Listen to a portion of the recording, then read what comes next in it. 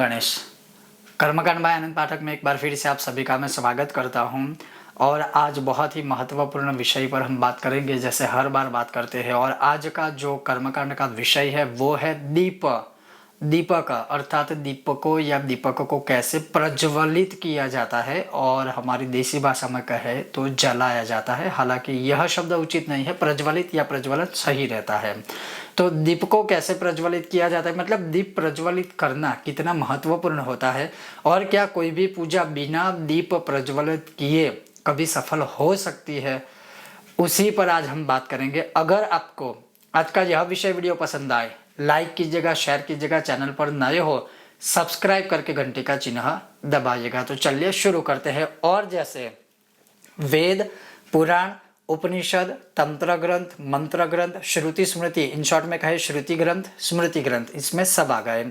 हर एक विषय में, हर एक पूजा में, नित्य पूजा से लेकर बड़ी बड़ी पूजाओं तक दीप का प्रावधान है और रहेगा, और था इसे कभी कोई स्किप नहीं कर सकता, पूजा के अंगों में से हटा नहीं सकता। क्यों? क्योंकि एक सबसे पहला कारण है कि दीप प्रज्वलित करने से या दीपक प्रज्वलन करने से जिन देवी या देवता की पूजा या नित्य कर्म आदि करते हैं वह सदैव प्रसन्न रहते हैं। उसके अलावा जैसे हमारे ग्रंथों में, जैसे हमारे शास्त्रों में लिखा है कि दीपो ज्योति परम ब्रह्मा, दीप ज्योति है वह किसी परब्रह्म से कम नहीं है। फिर जैसे अग्नि ज्योति, रवि ज्योति, चंद्र ज्योति तथैव च उत्तमः सर्वज्योतिनां दीपोऽयं प्रतिगृह्यताम्। अग्नि की ज्योति, सूर्य की ज्योति, चंद्र की ज्योति, मतलब ये जो ज्योतियां है उसमें से निकलने वाली वो कहीं ना कहीं बहुत उत्तम तो है, लेकिन अग्नि की ज्योति क्या होगा, वो शायद जला सकती है। सूर्य की ज्योति, उसके नजदीक कोई जा नहीं सकता है। मतलब वो कहा जाता है ना कि जहाँ जितनी रोशनी की आवश्यकता है, तो एक दीप की ज्योति ऐसी है कि वो हर जगह पर आप उसका प्रयोग कर सकते हो, हर एक जगह पर। कहने का उस श्लोक का तात्पर्य यही है कि अग्नि ज्योति, रवि ज्योति, चंद्र ज्योति तथैव च उत्तमः सर्वज्योतिनाम, इन सभी ज्योतों में, इन सभी के प्रकाश में उत्तमः सर्वज्योतिनाम दीपोऽयं प्रतिगृह्यताम्, दीप की ज्योति पर सबसे उत्तम है। उसी प्रकार से चंद्रमा मनसो जातश्चक्षुः सूर्यो अजायत श्रोत्राद्वायुष्य, अर्थात वेद में भी लिखा है कि दीप प्रज्वलित करते समय इस मंत्र का प्रयोग किया जाता है। जैसे नवरात्रि में भी लिखा है कि अखंड दीपकम देव्यः प्रीतये नवरात्रकम उज्ज्वलये अहोरात्रम एकचित्तो घृतव्रतः। उसी प्रकार से बहुत, मतलब आपको दीप प्रज्वलित करने के, दीप को प्रज्वलित करने के लिए बहुत सारे श्लोकों का आप प्रयोग कर सकते हैं। अलग अलग आपको श्लोक या मंत्र भी मिल जाएंगे। और जैसे प्रचलित श्लोक है जो हर कोई छोटे बच्चे से बड़े लोग बोलते हैं दीप को नमस्कार करते समय, दीप को प्रज्वलित करते समय कि शुभम करोतु कल्याणम आरोग्यम धन संपदा शत्रु बुद्धि विनाशाय दीप ज्योति नमोस्तुते। अर्थात हर प्रकार से जो दीपक है वो शुभ करने वाला है, आरोग्य अर्थात हमारा स्वास्थ्य है अच्छा रखने वाला है, धन संपत्ता देने वाला, संपत्ति देने वाला है, शत्रुओं की बुद्धियों का विनाश करने वाला है, जिसकी बुद्धि में शत्रुता है उनकी बुद्धि का क्षय करने वाला है। दीपो ज्योति परम ब्रह्म, दीपो ज्योति जनार्दन, दीपो हरतु मे पापम संध्या दीप नमोस्तुते। अर्थात सायंकाल को अगर दीपक करते हैं तो हमारे किए हुए दिन के जो पाप है उसका विनाश हो जाता है। कहने का तात्पर्य यह है कि कोई भी पूजा है वो दीपक के बिना कभी पूर्ण हो ही नहीं सकती। और उसी प्रकार से संस्कृत में जब हम पूजा करते हैं तब दीप को नमस्कार करते समय उसके बाद कारिका के स्वरूप में बोलते हैं कि कर्म साक्षी स्वरूपिणे दीप नारायणाय नमः। अर्थात आप जो कर्म कर रहे हैं वह साक्षी के स्वरूप में कौन है, तो एक सबसे पहले होते हैं सूर्य नारायण, लेकिन जो प्रत्यक्ष स्वरूप में भगवान के सामने होते हैं, हमारे सामने जो होते हैं हर जगह पे पूरे विश्व में, वो है दीप नारायण भगवान। तो साक्षी स्वरूप में भी दीप नारायण की आवश्यकता होती है, क्योंकि हम जो कर्म करते हैं वो भगवान तक पहुंचाने वाले कौन है, एक दूसरे साक्षी, वो है भगवान दीप नारायण। तो दीप का महत्व हमारे पूरे सनातनी परंपरा में है। जैसे दिवाली आती है हम कितने सारे दिए प्रज्वलित करते हैं, अभी नवरात्रि आएगी तो नवरात्रि में कैसे दिए प्रज्वलित करते हैं, अखंड दीपक रखते हैं, नॉर्मली पूरा दिन तक चले ऐसे दिए जलाते हैं या प्रज्वलित करते हैं, रात्रि काल में दिए प्रज्वलित करते हैं। क्योंकि दीपक को प्रज्वलित करने से एक प्रकार से ये कहे कि हम भगवान को उजाला प्रकाश दे रहे हैं, तो भगवान भी हमें हमारे जीवन में प्रकाश ही देंगे और अंधकार से हमें दूर रखेंगे, अर्थात अंधकार रूपी दुख से हमें दूर रखेंगे। दूसरा, अब मूल बात पे अगर आए तो दीप किस घी का या तेल का प्रज्वलित करना चाहिए? तो देव्यः दक्षिणे घृत दीपकम देव्यः वामे तैल दीपकम। शास्त्रों में लिखा है कि भगवान के राइट हैंड साइड में अर्थात हमारे लेफ्ट हैंड साइड में होगा वो गाय माता के घी का दीपक होगा। अगर आप एक से अधिक दीप प्रज्वलित करते हैं, दो तो की बात है। अगर आप दूसरा दीपक प्रज्वलित करते हो तेल का, तिल के तेल का हो या सरसों के तेल का दीपक, तो हमारी राइट हैंड साइड होगा और भगवान की लेफ्ट हैंड साइड में वह दिया रखने का विधान है। तो कहने का तात्पर्य है कि गौ माता के घी का दीपक वह आपको लक्ष्मी प्रदान करता है।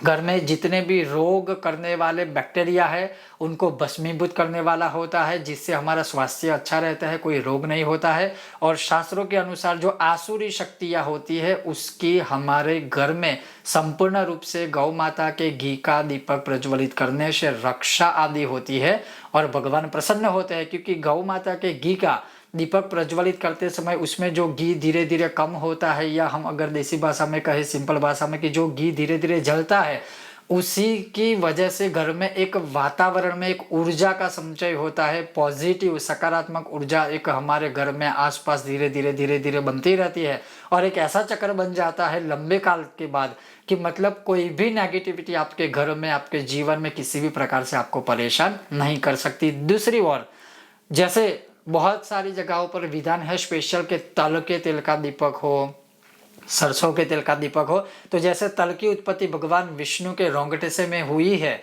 उसी प्रकार से तल में लक्ष्मी का भी निवास माना गया है। तो जब भी आप तिल के तेल का दीपक प्रज्वलित करते हो तो अवश्य लक्ष्मी की प्राप्ति होती है, क्योंकि जो तल या तिल होते हैं उसमें लक्ष्मी का समन्वय किया गया है, लक्ष्मी का समावेश है। और इसीलिए यज्ञ में हम अधिक तिल का प्रयोग करते हैं यज्ञ करने के लिए, क्योंकि जितने तिल ज़्यादा जलेंगे, भस्मीभूत होंगे, उतनी नेगेटिविटी भी दूर होगी, दरिद्रता भी दूर होगी और लक्ष्मी की प्राप्ति होगी। तो उसी प्रकार से तिल के तेल का अगर दीपक हम प्रज्वलित करते हैं तो अवश्य ही हमें लक्ष्मी प्राप्त होती है। और उसी प्रकार से जैसे यज्ञ में, यज्ञ की पूर्णाहुति से पूर्व सरसों, पीले सरसों का प्रयोग किया जाता है, आंखें बंद करके दुर्गा सप्तशती के मंत्र के द्वारा उसकी आहुति दी जाती है। क्यों दी जाती है? तो जो ज्ञात या अज्ञात शत्रु आपका अहित इच्छने वाले हैं, उन सभी की शक्ति या बल का या ऐसी शत्रु बुद्धि का क्षय हो जाए। तो उसी प्रकार से अगर आप कोई विशेष कामना हेतु दीप प्रज्वलित कर रहे हो, तो अगर सरसों के तेल का दीपक प्रज्वलित करते हो तो आपके जो ज्ञात अज्ञात शत्रु है उनका बल क्षय हो जाता है। तो कहने का तात्पर्य है, कोई भी पूजा पाठ है और सकाम से या सकामना हेतु जब आप अनुष्ठान करते हो, जैसे आपका कोई ऐसा अनुष्ठान है माँ बगलामुखी का हो या मतलब शत्रु बुद्धि या शत्रु बल क्षय अर्थ है, तो उस समय सरसों के तेल का दीपक प्रज्वलित करना चाहिए।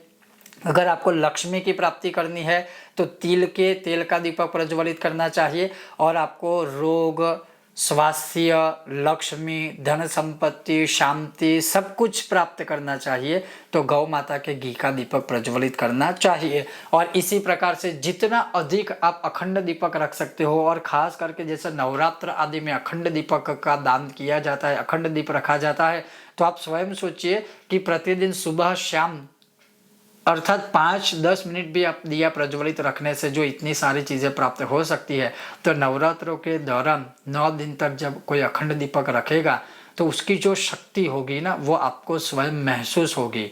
तो आप स्वयं सोचिए कि अखंड दीप रखने का कितना बड़ा महत्व होगा। और उसमें भी जैसे आपकी कामना हो, गौ माता के घी का हो, सरसों के तेल का हो या तिल के तेल का हो, जैसे कामना वैसे, और निष्काम भाव है तो सिर्फ गाय माता के घी का भी अखंड दीपक प्रज्वलित कर सकते हो।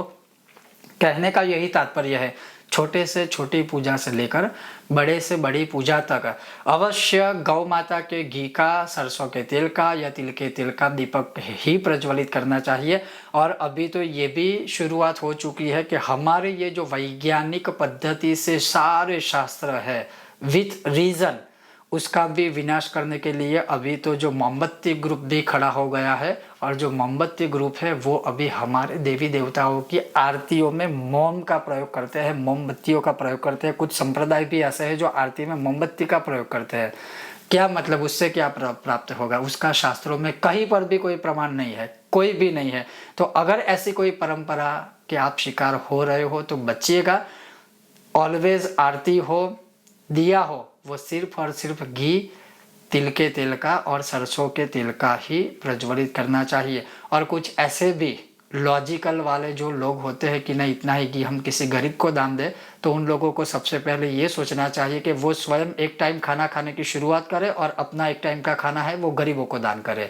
इस विषय पर भी हम बहुत सारा शास्त्रार्थ कर सकते हैं, लेकिन छोटी सोच वालों की ऐसी जो सोच होती है वो बहुत ही खराब होती है, उसका यहाँ कोई लेना देना नहीं है। इन शॉर्ट में कहूँ कि दीप का महत्व बहुत ही ज़्यादा है। नवरात्रि हो, अमावस्या हो, पूर्णिमा हो, दीपावली आदि के पर्व हो या अच्छे अच्छे पर्व हो तो अवश्य दीपदान करना ही चाहिए। और जैसे आपने देखा होगा कि मैं हर बार कोई ना कोई ऐसे पर्व आते हैं तो दीपदान के ऊपर स्पेशली वीडियो बनाता हूं, क्योंकि अवश्य ही दीप दरिद्रता का विनाश करने वाला होता है। दीप से लक्ष्मी प्राप्ति होती है, दीप से स्थिर लक्ष्मी प्राप्ति होती है, दीप से क्लेश दूर होता है, दीप से मन को शांति मिलती है, दीप से आरोग्य अच्छा रहता है, दीप हमको अच्छा स्वास्थ्य देता है। दीप प्रज्वलन करने के बहुत बहुत सारे फायदे हैं। ये था आज का विषय वीडियो। अगर आपको यह विषय वीडियो पसंद आया हो तो लाइक कीजिएगा, शेयर कीजिएगा, चैनल पर नए हो तो सब्सक्राइब करके घंटे का चिन्ह दबाइएगा। बहुत जल्द मिलते हैं नए विषय और वीडियो के साथ। देखते रहिए कर्मकांड बाय आनंद पाठक। ओम गणेश हर हर महादेव।